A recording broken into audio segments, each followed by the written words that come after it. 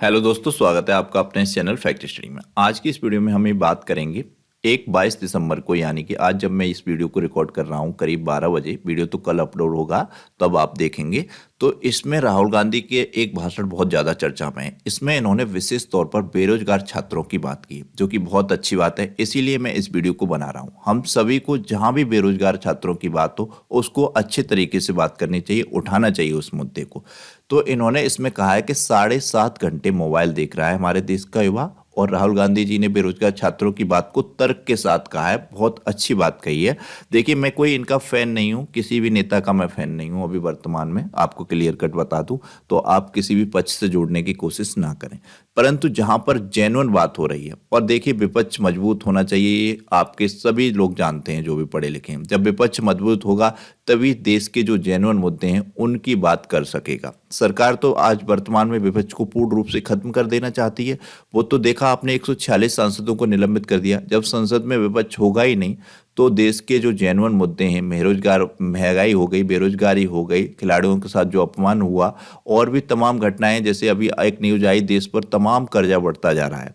देश की जितनी जीडीपी नहीं है उससे ज़्यादा देश पर कर्जा बढ़ गया है। तो ये सब भविष्य के लिए बहुत नुकसानदायक चीज़ें हैं, और ये सब विपक्ष के मजबूत होगा तभी मुद्दे उठ पाएंगे, वरना तो उठ ही नहीं पाएंगे, कोई बात ही नहीं हो पाएगी। पूरी तरीके से तानाशाही और हिटलर वाला शासन होता दिखता है। तो ये जो इन्होंने बात कही बेरोजगारी, तो इस पे वीडियो बनाना बहुत ज़रूरी है। आप सभी लोगों का भी इस वीडियो को सपोर्ट करना, लाइक और शेयर करना बहुत ज़रूरी है, क्योंकि तभी बात उठ पाएगी। आप देख रहे हैं, अभी हमारे उत्तर प्रदेश में ही 5 साल हो गए शिक्षक की कोई भर्ती नहीं आई। लोग बार बार तैयारी करते हैं, छात्र भी कितनी तैयारी करें, कितने दिनों तक तैयारी करें, वो भी ऊब जाते हैं। फिर उनको भी मन नहीं होता है उतनी पढ़ाई का। देखिए, 5 बार किसी के पास, 6 बार किसी के पास, 8 बार टेट का, सीटेट का सर्टिफिकेट रखा हुआ है, लेकिन अभी तक कोई जेन्युइन ऐसी भर्ती नहीं आई जिसके माध्यम से उनको जॉब मिल सके। इसी तरीके से पेट का कराती है उत्तर प्रदेश सरकार। पेट के भी अब लोगों के पास सर्टिफिकेट हैं बहुत अच्छे अच्छे नंबरों के, जॉब वैकेंसी नहीं निकलती, उससे थोड़ी सी निकलती हैं, 100, 150, 200, उससे कुछ नहीं होने वाला है। अच्छी वैकेंसी निकालिए और कंटिन्यूटी में निकालिए। और कुछ लोगों की एज ओवर हो जाती है, फिर वो बहुत ज़्यादा निराशा में डूब जाते हैं। तो ये चीज़ें गड़बड़ हैं, सरकार को देखना चाहिए थोड़ा सा। और इन्होंने जब बेरोजगारी की बात की तो ये काफ़ी ट्रेंडिंग में रहा है, ट्विटर पर भी चला है, और ये ट्विटर से ही लिया है हमने इमेज, तो इसमें भी देख सकते हैं। लेकिन इन्होंने क्या क्या कहा है उसको हमने इस पीपीटी के माध्यम से तैयार किया है, जानेंगे। तो कांग्रेस नेता राहुल गांधी जी ने संसद में सुरक्षा में हुई चूक की घटना को बेरोजगारी के साथ जोड़ा। आखिर ये सही जोड़ा, बिल्कुल सही जोड़ा, मेरा मानना है। आप भी बताइएगा कमेंट बॉक्स में, अगर ये बेरोजगारी के साथ जोड़ रहे हैं तो कुछ गलत कर रहे हैं। वो जो 4 लोग थे, जिसमें 2 लोग संसद में घुस गए थे, और एक तो बाहर नीलम यादव ने विशेष तौर पर नारेबाजी करके कहा था कि हम बेरोजगारी से परेशान हैं, इसीलिए हमने ये जो तरीका अपनाया वो अपनाया। क्योंकि बाहर कहीं भी हम धरना प्रदर्शन करते हैं तो हमें पुलिस डंडे मार के भगा देती है, हमारे धरना प्रदर्शन भी नहीं करने देती, इसलिए मजबूरन हमको ये तरीका अपनाना पड़ा संसद में करने का। लेकिन ये संसद में सुरक्षा का चूक, ये इनका तरीका सही नहीं था। अब ये जेल में बंद हैं, अब इनकी कोई खबर लेने वाला नहीं है, अब कहीं इनकी बयान भी नहीं दिए जा रहे हैं, सोशल मीडिया पे कुछ आ ही नहीं रहा है। अब पता नहीं सरकार इन पर किस तरीके का क्या दबाव बनाए, किस तरीके से इनके बयान पलटवाए, कुछ भी कर सकती है, कह नहीं सकते। तो ये तरीका सही नहीं था, ये किसी को नहीं अपनाना चाहिए, पहले तो मैं ये क्लियर कर देता हूं। परंतु ये जो बेरोजगारी की बात कही इन्होंने, ये देश में सच में इस बात को मुद्दा बनना चाहिए, तो इसमें कुछ गलत नहीं है। अब मीडिया इस तरीके से दिखाती है कि इस पे विपक्ष राजनीति कर रहा है, तो राजनीति करना कुछ गलत नहीं है। वो राजनीति में है तो राजनीति करेंगे, क्या चीज गलत है? सत्ता पक्ष क्या राजनीति नहीं करता? मोदी सरकार क्या राजनीति नहीं करती? वो सब मुद्दों पर राजनीति करती है, भटकाने की कोशिश करती है। बात थी बेरोजगारी की, बात थी संसद में सुरक्षा की चूक हुई कैसे, इसकी जिम्मेदारी लेने की, उस पर गृह मंत्री को बयान देना था, लेकिन उन्होंने पूरा चेंज कर दिया, पूरी बड़ी राजनीति कर दी। धनखड़ जी आए जो उपराष्ट्रपति हैं, उन्होंने अपनी मिमिक्री को मुद्दा बना दिया। मीडिया भी उस मिमिक्री पर चर्चा कर रही थी। चर्चा करने का विषय था कोई मिमिक्री, कतई कोई विषय नहीं तो बनता था मिमिक्री चर्चा करने का। विषय चर्चा करने का था कि जो ये छात्र बात कह रहे हैं बेरोजगारी, इस पर चर्चा होनी चाहिए थी। इनकी बात क्यों नहीं सुनी जा रही है, क्यों मजबूरन इनको सुरक्षा में चूक का तरीका अपनाना पड़ा, इस पर बात होनी चाहिए थी। बात होनी चाहिए थी सुरक्षा में चूक हो कैसे गई। अगर संसद में ये गैस का सिलेंडर आ सकता है, ये धुआं बिखेर सकता है, तो हो सकता है कल को कुछ और आ जाए और बड़ी घटना हो जाए, तो ये वैश्विक स्तर पर जाएगी। ये एक सम्मान वाली बात नहीं है देश के लिए। तो ये तो आम छात्र थे, इतने बड़ा कर गए। अगर कोई क्रिमिनल आ जाता, वो कितने बड़ी तैयारी के साथ आता, तो कितना नुकसान हो जाता, तो बहुत बड़ी बात हो जाती। आज ये बड़ी बात नहीं हुई है, अब सुधर जाइए, अब अपनी सुरक्षा के इंतजाम कर लीजिए और छात्रों को नौकरी देना शुरू कर दीजिए, जिससे कि छात्र इस तरीके के घटनाक्रम ना करें। तो राहुल गांधी जी ने ये बातें भी कही और मीडिया को भी टारगेटेड कहा कि मीडिया को जिन मुद्दों को दिखाना चाहिए था उनको न दिखाकर वो मिमिक्री जैसे मुद्दे पर मतलब पूरा समय दिया उन लोगों ने। तो ये बात कही इन्होंने यहाँ पर यह भी कहा कि जब संसद में सुरक्षा में चूक हुई उस वक्त बीजेपी के नेता कोई वहां पर भागने में लग गए, कोई किसी की हिम्मत नहीं हुई उन लोगों को पकड़ते, क्योंकि उस व्यक्ति को जो पकड़ा वो भी कांग्रेस के ही एक लीडर थे, उन्होंने ही पकड़ा। और राहुल गांधी जी की ये इमेज काफी वायरल हुई। इसमें ये निडर एकदम शांत तरीके से धैर्य के साथ खड़े हुए थे और घटनाक्रम को समझने की कोशिश कर रहे थे, जबकि बीजेपी की नोटता कुछ जैसे भड़बड़ा जाते हैं व्यक्ति, तुरंत से भगदड़ मच जाती है, उस तरीके के माहौल में क्रिएट हो गए थे। ये इन्होंने कहा कि वहां पर थोड़ा सा धुआं फैला, बीजेपी के सांसद सब भाग लिए और इस बात को मतलब टीवी ने नहीं दिखाया, हम वहां पर खड़े थे तो हम इस बात को देख रहे थे। और कहते हैं अपने को देशभक्त, यानी कि देशभक्त कहते हैं तो वहां पर उसको पकड़ने का प्रयास करना चाहिए था, हिम्मत दिखानी चाहिए थी, वो चीज नहीं दिखाई। तो इन्होंने थोड़ा सा उनके लिए ये रोस्ट टाइप भी बात कही, कह सकते हैं। तो इमेज ये भी काफी वायरल हुई।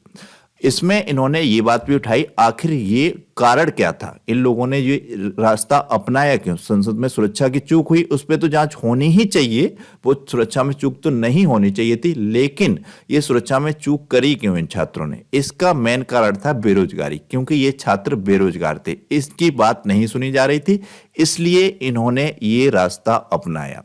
इन्होंने ये कहा अब ये बेरोजगारी क्यों आई हुई है, इसका कारण क्या है। इन्होंने कहा मैंने एक छोटा सा सर्वे करवाया, सर्वे में मैंने पाया, सर्वे ज्यादा बड़ा नहीं था, अब इन्होंने करवाया न करवाया ये तो पता नहीं है, लेकिन इन्होंने भाषण में कहा कि मैंने एक काम किया, एक छोटा सा सर्वे करवाने को कहा अपने लोगों को। उस सर्वे में निकल के आया कि देश का युवा बेरोजगार है और वो ज्यादातर समय बेरोजगार होने के कारण अपना मोबाइल पर या स्क्रीन टाइम पर दे रहा है। स्क्रीन टाइम इन्होंने यही बताया कि मोबाइल पर 7.5 घंटे 8 घंटे तक देश का युवा समय बिता रहा है, जो कि बहुत ही हानिकारक और दुर्भाग्यपूर्ण बात है देश के लिए, क्योंकि हमारे देश के युवा के पास आज रोजगार होगा तो उसकी जेब में पैसे होंगे, वो अपने जीवन को आगे ले जाने के लिए कुछ भी सोचेगा, कोई नया बिजनेस करने की सोचेगा, छोटा बड़ा किसी भी तरीके का, उसको मजबूती होगी, उसको अपना जो है कॉन्फिडेंस होगा और निश्चिंत होगा जब उसके पास रोजगार होगा। रोजगार है नहीं, जेब में पैसा है नहीं। मोदी जी कहते रहते हैं अपना बिजनेस करो, अपना स्टार्टअप करो, वो कहां से अपना स्टार्टअप करे, कहां से बिजनेस करे।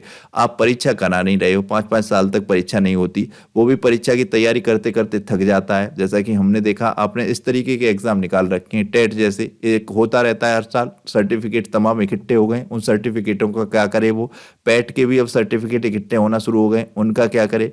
ऐसा कुछ एग्जाम कराइए जिससे तुरंत रोजगार मिल सके, इन्होंने कहा। वो बड़े स्तर पर कराइए, ये 50, 100, 200 इन वैकेंसियों से कुछ भला नहीं होने वाला। हमारे देश की जनसंख्या कितनी है उस हिसाब से जॉब को निकालिए।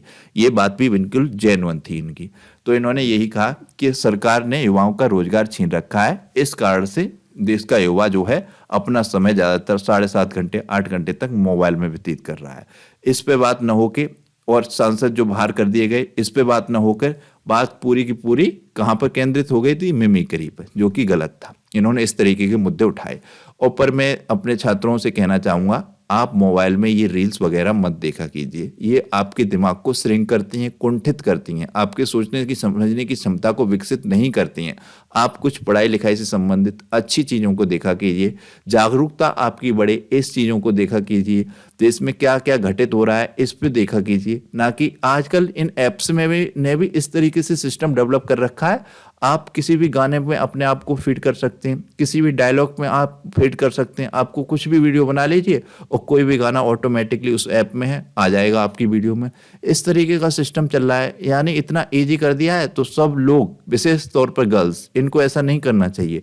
हर वीडियो बनाने में व्यस्त हैं और लोग वीडियो देखने में व्यस्त हैं। वही डांस वाली रील्स इस तरीके की इंस्टा पे तमाम चीज़ों पे शॉर्ट्स आ गए, इनसे आपके दिमाग का विकास नहीं होता है, ये आपके दिमाग को कुंठित करती हैं। प्लीज़ इनको देखना बंद कीजिए, ऐसी चीज़ें देखिए जिससे जागरूकता बढ़े, दिमाग खुले, आपके सोचने समझने की क्षमता बढ़ सके। आप कहीं खड़े हों तो जेन्युइन मुद्दे पर अपनी 4 बातें कह सकें, बोल सकें। इस तरीके की चीज़ें देखिए जागरूकता बढ़ाने वाली। फिर राहुल गांधी जी ने अग्निवीर से रिलेटेड बात भी कही। इन्होंने कहा जो सरकार अग्निवीर वाला स्कीम लेकर आई इसने देशभक्ति की भावना को छीन लिया। अब युवाओं में देशभक्ति की वो भावना नहीं है जो पहले थी, क्योंकि 4 साल के लिए वो जाएगा जॉब में, उसमें भी उस सैलरी उसकी इतनी कम है, पेंशन उसके पास है नहीं, तो देशभक्ति की भावना कहाँ से आएगी। उसको भी लगेगा कि सरकार ने, देश ने हमारे लिए किया ही क्या है जो कि अब हम इनके लिए वहां पर 4 साल दे के आए, जिसमें उसकी जान भी जा सकती है। क्योंकि अभी एक पिछला टाइम एक अग्निवीर की जान चली भी गई थी, लेकिन सरकार ने उसको सम्मान नहीं दिया जो सम्मान उसको मिलना चाहिए था। तो इस तरीके से वर्तमान में देश के युवाओं में देशभक्ति की भावना अग्निवीर की वजह से कम हो रही है। इन्होंने ये बात कही और बिल्कुल मैं इस बात से एग्री भी करता हूं, क्योंकि आप अपनी तो 5 साल में पेंशन बांधे हुए हैं, तमाम अपने इंक्रीजमेंट कर रहे हैं, लेकिन देश का युवा को आप पेंशन क्यों नहीं दे रहे हैं। पहले 15 साल की जॉब थी, 15 साल जॉब करके आता था, उसको तमाम चीजें भी उसकी फैमिली से जुड़ी हुई थी जो उसको मिलती थी, तो उसे भी लगता था कि देश सरकार हमारे लिए इतना कुछ कर रहे हैं, हम भी देश के प्रति, सरकार के प्रति देश भावना की भावना रखें। तो इस तरीके का मामला था, तो इन्होंने इस पे भी बोला। तो ये भी काफी इंपॉर्टेंट बात बोली इन्होंने, इनका भाषण काफी अच्छा था। ये यहाँ पर एकत्रित हुए थे जंतर मंतर में इंडिया गठबंधन वाले लोग, ये सब नेता आप इमेज में देख सकते हैं। इंडिया जो गठबंधन बनाया इनका, इससे रिलेटेड है। ये विरोध कर रहे थे जो 146 सांसद निलंबित हुए हैं उसका। उसी दौरान राहुल गांधी जी ने ये भाषण दिया और बहुत ही अच्छा भाषण था इनका। मेरा मानना तो ये है, आप भी बता सकते हैं। ये भाषण का सार तो आपको इस वीडियो में समझ में आ गया होगा, तो बताइएगा राहुल गांधी जी की इस बात से आप कितना एग्री करते हैं। देखिए उस चीज को मत देखिएगा कांग्रेस के फैन हो आप, चाहे बीजेपी के, जेन्युइन जो बात है उसको देखिएगा, क्योंकि बहुत से लोग राहुल गांधी जी को कम आंकते हैं। देखिए ये गलत है, पहले इनको पप्पू पप्पू कहने लगे थे, बिल्कुल गलत है। किसी भी व्यक्ति को ऐसे नहीं कह सकते। बीजेपी आईटी सेल ने इनको इस तरीके का इमेज क्रिएट कर दी थी। अब एक बात चली थी कि इधर से मशीन में आलू डालो उधर से सोना निकलेगा, बिल्कुल गलत बात थी। इन्होंने तो वो बात बोली नहीं थी, बोली किसी और ने थी, और बोली थी वो नरेंद्र मोदी जी ने। उस बात को ये बता रहे थे कि नरेंद्र मोदी जी इस तरीके का भाषण दिया है कि इधर से आलू डालो उधर से सोना निकलेगा। इनकी स्वयं की वो बात नहीं थी, लेकिन उसी बात को इतना मीम्स बना, इतना चला कि कुछ पूछो मत। इसीलिए तो कहते हैं आप कुछ अच्छी ढंग की चीज देखने में अपना टाइम लगाइए, व्यर्थ के जो व्हाट्सएप यूनिवर्सिटी में अपना समय मत गवाइए। इसके अलावा यहाँ पर ये ऐड किया है मैंने, 4 स्टार्स ऑफ डेस्टिनी, ये पुस्तक आई है। ये जनरल मनोज मुकुंद जी की पुस्तक है। ये 31 दिसंबर 2019 से 30 अप्रैल 2022 तक सेना प्रमुख के रूप में कार्यरत रहे।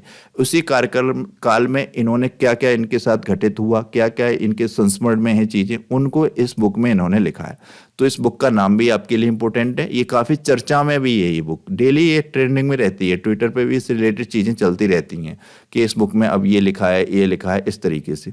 तो ये बुक का नाम ध्यान रखिएगा, 4 स्टार्स ऑफ डेस्टिनी बुक है जनरल मनोज मुकुंद नरवणे जी की, जो कि सेना प्रमुख के रूप में रहे। इस बुक में इन्होंने क्या कहा, इन्होंने कहा अग्निपथ जो योजना आई उसने तीनों सेनाओं को चौंका दिया था, थल सेना, जल सेना, वायुसेना को, क्योंकि किसी को भी बारे में इसके पता नहीं था कि इस तरीके की योजना सरकार लाएगी। जबकि कायदा ये बनता है सरकार को इस योजना के बारे में तीनों सेनाओं से चर्चा करनी चाहिए थी, उसके बाद इस योजना को लाना चाहिए था। तो इसी मतलब जब ये बुक में ये चीज निकल के आई तो इस पर काफी विवाद शुरू हो गया, काफी विवाद चला है। तो ये ध्यान रखना है आपको, इस पर भी आप भी राय दीजिए किस तरीके की बात थी, सरकार को इस पर चर्चा करनी चाहिए थी या नहीं करनी चाहिए थी, उसके बाद ये बुक लानी चाहिए थी। इन्होंने कहा सरकार ने पहले अग्निवीरों के लिए 20,000 रुपए मात्र सैलरी रखी थी, बाद में तीनों सेनाओं ने विरोध करके इनकी सैलरी बढ़वाई। तो ये बात भी इन्होंने कही है, तो इसको भी जानना जरूरी था। तो ये था आज का वीडियो। ये वीडियो आपको कैसा लगा प्लीज कमेंट बॉक्स में बताइएगा। एक क्वेश्चन है, इसका आंसर कीजिएगा। वर्तमान में भारतीय थल सेना के अध्यक्ष कौन है? 4 ऑप्शन दिए गए हैं, इनमें से आपको राइट आंसर बताना है।